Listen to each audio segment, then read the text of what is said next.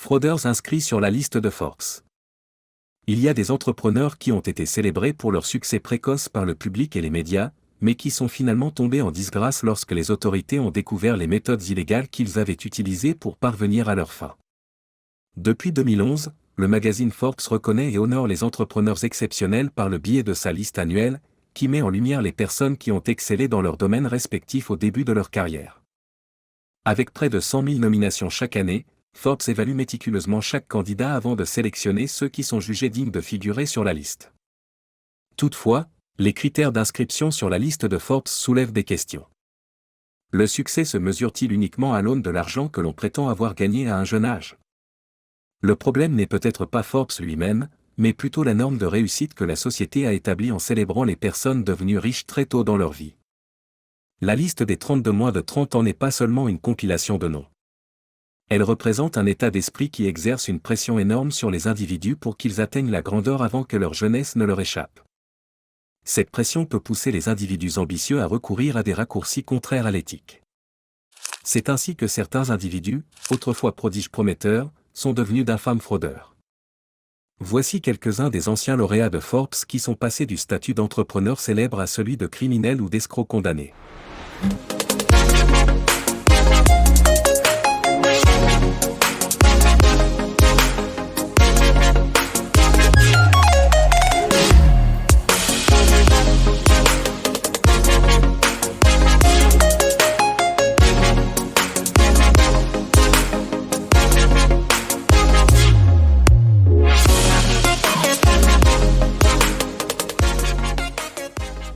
Martin Shkreli Pharma Bro, frère de la pharmacie. Martin Shkreli, également connu sous le nom de Pharma Bro, est un ancien cadre de l'industrie pharmaceutique qui a eu de gros ennuis pour fraude en matière de valeurs mobilières et conspiration en vue de commettre une fraude en matière de valeurs mobilières. Martin Shkreli est né à Brooklyn, dans l'État de New York, en 1983. Il a étudié au Baruch College et à la Brooklyn Law School, mais n'a jamais obtenu de diplôme. En 2009, il a cofondé deux fonds spéculatifs, Elea Capital et MSMB Capital Management, ainsi que MSMB Healthcare. Par la suite, en 2011, il a créé une société pharmaceutique appelée Retrofin. En novembre 2013, Shkreli a été sélectionné pour la prestigieuse liste Forbes 30 Under 30. Cependant, la véritable saga a commencé en 2015 lorsque Shkreli a assumé le rôle de PDG de Turing Pharmaceuticals. C'est à ce moment-là qu'il a fait les gros titres en augmentant le prix du Daraprim, un médicament utilisé pour lutter contre les parasites, de $13,50 à $750 par pilule. Les gens se sont indignés de l'augmentation considérable du prix d'une pilule, même les politiciens ont réagi, mais il a défendu sa décision, affirmant qu'il l'aurait augmenté encore plus. Si vous pouviez remonter le temps de quelques mois, vous feriez les choses différemment ? J'aurais probablement augmenté le prix davantage. C'est ce que j'aurais fait. Il a déclaré que cette augmentation était nécessaire pour financer un meilleur médicament. Il a également affirmé qu'une augmentation de prix de 5000% était courante dans l'industrie pharmaceutique. En août 2017, un jury fédéral l'a reconnu coupable, à l'issue d'un procès de 6 semaines, de 2 chefs d'accusation de fraude en matière de valeurs mobilières et d'un chef d'accusation de complot de fraude en matière de valeurs mobilières. En septembre 2017, le tribunal a estimé que Shkreli avait enfreint les conditions de sa libération sous caution, en proférant des menaces en ligne contre l'ancienne secrétaire d'État américaine Hillary Clinton. En conséquence, il a été incarcéré pendant une courte période.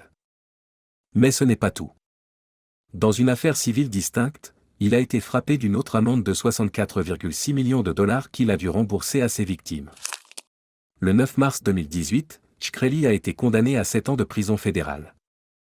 Le juge, Kyo Matsumoto, a déclaré que Shkreli était désolé pour tous les mensonges qu'il avait racontés, mais elle lui a reproché d'avoir minimisé son mauvais comportement à plusieurs reprises. Shkreli a même versé quelques larmes en s'adressant au tribunal et en affirmant qu'il n'en avait pas après l'argent.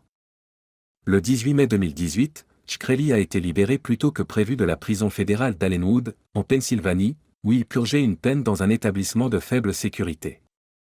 Shkreli a toujours été un personnage controversé, souvent accusé d'être arrogant et cupide, et confronté à des critiques pour ses pratiques commerciales. Toutefois, il a également été loué pour son intelligence et son sens des affaires. Il est intéressant de noter qu'il a exprimé son désir de lancer une nouvelle entreprise pharmaceutique, même s'il n'est pas certain qu'il soit autorisé à le faire, étant donné qu'il a été banni. De plus, il a fait part de son intention d'écrire un livre sur son expérience et tout le monde attend avec impatience de voir ce qu'il fera ensuite. Toujours dans le secteur des soins de santé, il y a eu cette entrepreneuse prometteuse qui a commencé fort, mais dont le projet a fini par être une imposture. Elisabeth Holmes et Theranos. Elisabeth Holmes a été saluée comme une entrepreneuse visionnaire qui allait révolutionner le secteur de la santé avec sa société Theranos. Toutefois, son ascension a été de courte durée, car les pratiques frauduleuses de l'entreprise ont été révélées au grand jour, ce qui a entraîné sa chute. Theranos a été fondée en 2003 par Elisabeth Holmes à l'âge de 19 ans. Son objectif était de révolutionner le secteur de la santé en proposant une méthode moins chère, plus rapide et moins invasive pour effectuer des analyses de sang. Un an plus tard, Elisabeth Holmes a abandonné ses études à l'université de Stanford pour se consacrer entièrement à Theranos. Avec l'aide de son ancien professeur, Channing Robertson, elle obtient un financement de 6 millions de dollars à la fin de l'année 2004. En 2011, Elisabeth Holmes a rencontré George Shultz, qui a rejoint le conseil d'administration de Theranos. Grâce à ces relations, le conseil a gagné des personnalités influentes comme Henry Kissinger, Jim Mattis et Richard Kovacevic. Elle a reçu des fonds de la famille Walton, qui a investi 150 millions de dollars, de Rupert Murdoch, qui a injecté plus de 120 millions de dollars, et de l'ancienne secrétaire d'État à l'éducation, Betsy DeVos, qui a contribué à hauteur de 100 millions de dollars.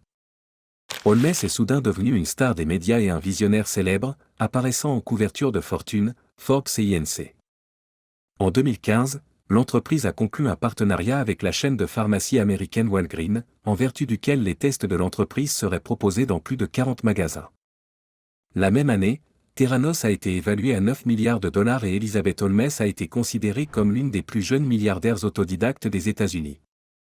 Elle figure également sur la liste des 100 personnes les plus influentes du magazine Time. Le vice-président Joe Biden a visité le laboratoire de Theranos à Palo Alto et a fait l'éloge d'Elisabeth Holmes, qu'il a qualifié d'inspiration. Theranos a faussement annoncé que ses machines pouvaient effectuer plus de 200 tests, alors qu'elle n'était capable d'en réaliser que quelques-uns, avec des résultats inexacts.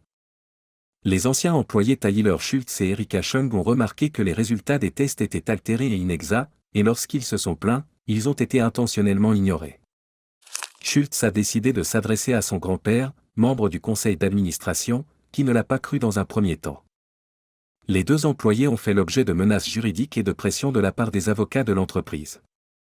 Mais en 2015, Erika Chung a écrit une lettre à l'agence de régulation, les Centers for Medicare and Medicaid Services, CMS, exposant les problèmes du laboratoire Theranos. L'agence a constaté des violations lors d'une inspection surprise, tandis que Tyler Schultz a informé le journaliste John Carreyrou de l'existence de Theranos. Ce dernier a publié un article révélant que Theranos n'utilisait pas ses propres machines pour les tests, et que leurs appareils fournissaient des résultats peu fiables. Theranos a nié ces allégations et a menacé Carreyrou et Schultz de poursuites judiciaires. Walgreens a temporairement cessé de travailler avec Theranos, et, en 2016, l'organisme public de réglementation CMS a averti que les tests de Theranos mettaient en danger la santé des patients. Les forces de l'ordre et la SEC ont commencé à enquêter sur Theranos, et Balwani, qui dirigeait les opérations quotidiennes de la société, a quitté l'entreprise. Walgreens et d'autres partenaires ont poursuivi Theranos en justice et l'affaire a été réglée en 2017. Elisabeth Holmes et Ramesh Sunny Balwani ont été inculpés par la SEC en 2018. Elisabeth Holmes a démissionné de son poste de PDG et s'est vue interdire d'exercer des fonctions de direction dans une société cotée en bourse pendant 10 ans. Theranos, l'entreprise qu'elle a fondée, a fermé ses portes en septembre 2018 à la suite de ses actions en justice. Elisabeth Holmes, fondatrice de Theranos, a été jugée en Californie pour avoir prétendument trompé des investisseurs et des patients en mentant sur l'entreprise. Son ancien partenaire commercial, Balwani, avec qui elle entretenait une relation secrète, a également été accusé de fraude. Le procès de Balwani a été retardé et il a été reconnu coupable en juillet 2022, écopant d'une peine de prison. Au cours du procès de Holmes, il a été révélé que les résultats défectueux des tests de Theranos ont conduit à des diagnostics erronés, notamment pour une femme diagnostiquée à tort comme séropositive et pour une autre qui a reçu des résultats incorrects au cours de sa grossesse. Theranos a dissimulé ses erreurs aux investisseurs et a utilisé des appareils modifiés ou caché les résultats. En décembre 2021, Madame Holmes a été reconnue coupable de 4 chefs d'accusation, mais acquittée des autres. Elle a été condamnée à une peine de 11 ans et 3 mois, mais devra purger une peine de 9 ans et 7 mois de prison. Elle doit payer une amende de 452 millions de dollars pour dédommager les victimes de la fraude. La date de sa libération est désormais fixée au 16 août 2032, soit plus tôt que la date précédente du 29 décembre 2032. Le secteur de la santé n'est pas le seul à avoir connu des lauréats Forbes dont l'histoire s'est mal terminée. L'industrie automobile a également été touchée. Trevor Milton et Nikola Motors. Trevor Milton est le fondateur et l'ancien PDG de Nikola Corporation, une entreprise qui développe et fabrique des véhicules électriques et des camions à pile à hydrogène. Milton a fondé Nikola en 2015 et s'est rapidement imposé comme un leader visionnaire dans le secteur des transports.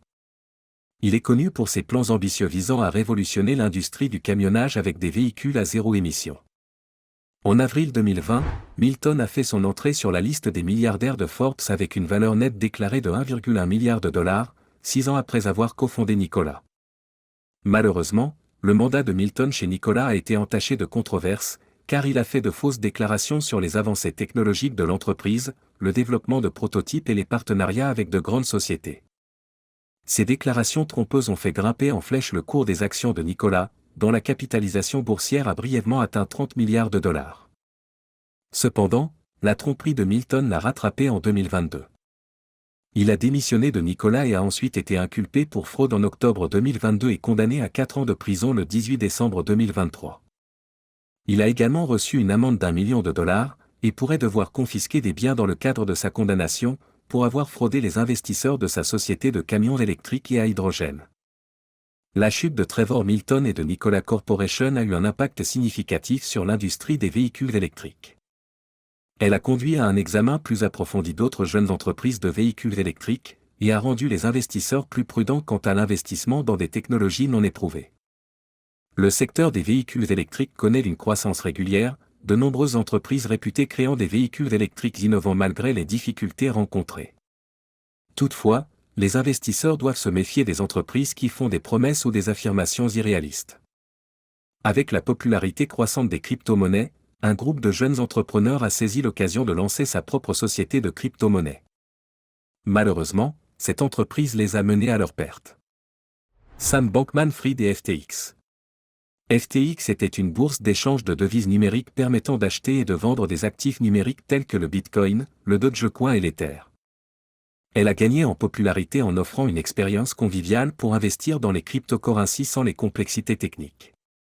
Depuis sa création en 2019, FTX s'est fait connaître dans le monde entier grâce à des acquisitions très médiatisées, des stratégies de marketing agressives et des frais de négociation peu élevés. FTX a rapidement attiré les investisseurs lorsqu'elle a promis des rendements plus élevés sur l'argent parqué par rapport aux banques traditionnelles. L'entreprise a également attiré l'attention grâce à l'appui de célébrités et de sponsors sportifs. Bankman-Fried figure sur la liste 2021 des 30 Under 30 de Forbes, avec une valeur nette de 22,5 milliards de dollars. Toutefois, avec le déclin du marché des crypto-monnaies, de nombreuses plateformes ont rencontré des difficultés et ont dû fermer leurs portes. FTX, quant à elle, est restée forte et a même racheté des concurrents en difficulté. Un rapport a révélé qu'Alameda Research, une société d'investissement en crypto-monnaies appartenant à Bankman-Fried, détenait une quantité substantielle de la monnaie numérique de FTX appelée FTT. Le FTT était un jeton numérique créé par FTX, similaire aux crypto-monnaies comme le Bitcoin. Soudain, le bilan d'Alameda a fait l'objet d'une fuite et le PDG de Binance, une plateforme rivale de FTX, a annoncé que son entreprise vendrait tous ses jetons FTT. Cela a provoqué une chute importante du prix du FTT, ce qui a poussé de nombreux clients de FTX à commencer à retirer leurs actifs de la plateforme, craignant pour la stabilité financière de l'entreprise. Ces retraits se sont transformés en une situation similaire à un bank run, avec des milliards de dollars retirés de la plateforme. Finalement, le 8 novembre 2022, FTX a empêché ses clients de retirer de l'argent. Les liens entre Alameda et FTX, ainsi que les problèmes financiers des entreprises de Bankman-Fried, sont devenus plus évidents après la suspension des retraits par FTX. Des médias tels que Bloomberg, le Financial Times, le Wall Street Journal et d'autres, citant des sources anonymes, ont déclaré que FTX avait besoin de 8 milliards de dollars pour couvrir l'écart entre ce qu'elle devait et ce qu'elle pouvait payer. Toutefois, ces informations n'ont pas été vérifiées et Bankman-Fried a déclaré dans une interview qu'il avait besoin de réunir 8 milliards de dollars au cours des 2 prochaines semaines pour résoudre la situation avec les titulaires de comptes. Il a également reconnu que des fonds avaient été transférés entre les deux sociétés, estimant qu'Alameda disposait de garanties suffisantes pour couvrir les mouvements. Par la suite, 400 millions de dollars d'actifs ont été transférés des comptes de FTX, bien que la raison de ce transfert ne soit pas claire. Bankman-Fried a nié tout transfert secret de fonds et a attribué les transferts à un problème interne d'étiquetage erroné. Toutefois, la gestion des fonds de l'entreprise était difficile à déterminer en raison de l'absence de procédures normalisées d'informations financières, telles que des bilans audités. Le nouveau PDG de FTX, John Ray III, a décrit la gestion et la transparence financière de l'entreprise comme étant d'une médiocrité sans précédent. Jusqu'à présent, la société a réussi à mettre la main sur 740 millions de dollars de crypto-monnaies, ce qui ne représente qu'une fraction du montant total qu'elle espérait récupérer. En 2022, une enquête de la CFTC a révélé que Bankman-Fried et ses associés s'étaient livrés à des activités frauduleuses sur la plateforme de FTX pendant plus d'1 an, notamment en pratiquant le wash trading et en mentant aux investisseurs. Le 28 mars 2024, Bankman-Fried et ses complices ont été condamnés. Il a été condamné à une peine de 25 ans et à une amende de 11 milliards de dollars, tandis que les autres complices ont été condamnés à une peine de 5 à 7 ans, et que FTX s'est vu infliger une amende d'1 milliard de dollars par la CFTC. La fraude peut se produire dans n'importe quel domaine et l'éducation n'est pas une exception. Charlie Javis et Frank. Charlie Javis est la fondatrice et l'ancienne directrice générale de Frank, une société d'aide à la demande d'aide financière aux étudiants. Elle est née dans le comté de Westchester, à New York, en 1993. Elle a fréquenté l'école franco-américaine de New York et l'école Wharton de l'Université de Pennsylvanie. Après avoir obtenu son diplôme de Wharton en 2013, elle a fondé Frank avec Adi Omzi. Frank est une société qui aide les étudiants à demander une aide financière. Elle fournit aux étudiants des informations sur les aides financières, les aide à remplir leurs demandes d'aide financière et les met en contact avec des ressources d'aide financière. Tout d'abord, elle s'est fait un nom lorsqu'elle a été nommée dans la liste des 30 ans et moins de Forbes en 2020 et en 2021, elle a été finaliste pour le prix Young Global Leader du Forum économique mondial. Elle est devenue membre du conseil d'administration de la National Association of College Admission Counselors. Avec un tel portefeuille, JP Morgan et Chase avaient de nombreuses raisons de lui faire confiance et de se fier à sa crédibilité. Javis, qui a été nommée directrice générale chez JP Morgan Chase après l'acquisition de Frank pour 175 millions de dollars, s'est vantée de la croissance de Frank, qui sert plus de 5 millions d'étudiants dans plus de 6000 établissements d'enseignement supérieur. Cependant, JP Morgan l'a ensuite poursuivi en justice, ainsi qu'un autre cadre, pour avoir prétendument utilisé de faux comptes clients afin de gonfler le nombre d'utilisateurs de Frank dans le cadre d'un stratagème visant à tromper la banque. Les avocats de Madame Javis ont qualifié ce procès de camouflage et ont accusé JP Morgan d'avoir tenté de renégocier le contrat. Charlie Javis s'est alors lancé dans une contre-attaque à l'encontre de JP Morgan. Charlie Javis a fait l'objet d'une série d'accusations criminelles graves, notamment pour association de malfaiteurs, fraude électronique à l'encontre d'une institution financière et fraude bancaire. Elle a toutefois plaidé non coupable le 6 juin 2023 et est actuellement en liberté sous caution de 2 millions de dollars. Étant donné que Forbes est un magazine très puissant et influent, il a la capacité de révolutionner presque tout le système.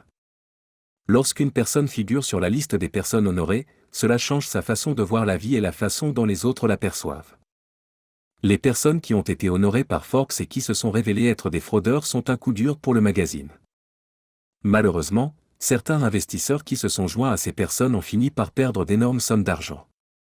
Si Forbes, comme tout autre magazine, peut commettre des erreurs lorsqu'il évalue des milliardaires et des personnes influentes, il est essentiel d'effectuer des recherches approfondies avant de rendre ces noms publics, en particulier dans le monde des affaires. Bien sûr, nous ne pouvons pas attendre de Forbes qu'il fouille dans les affaires privées des gens sans leur permission, mais il devrait être presque sûr à 100% que ce qu'il publie n'est rien d'autre que la vérité. En outre, il est important de bien se renseigner et d'être prudent avant de se lancer dans une entreprise, afin d'éviter les déceptions et les échecs. Si vous avez aimé la vidéo, merci de vous abonner, liker et partager sans oublier d'activer la cloche de notification pour ne pas manquer nos publications. À très bientôt sur Masael Media, l'information au cœur de l'action.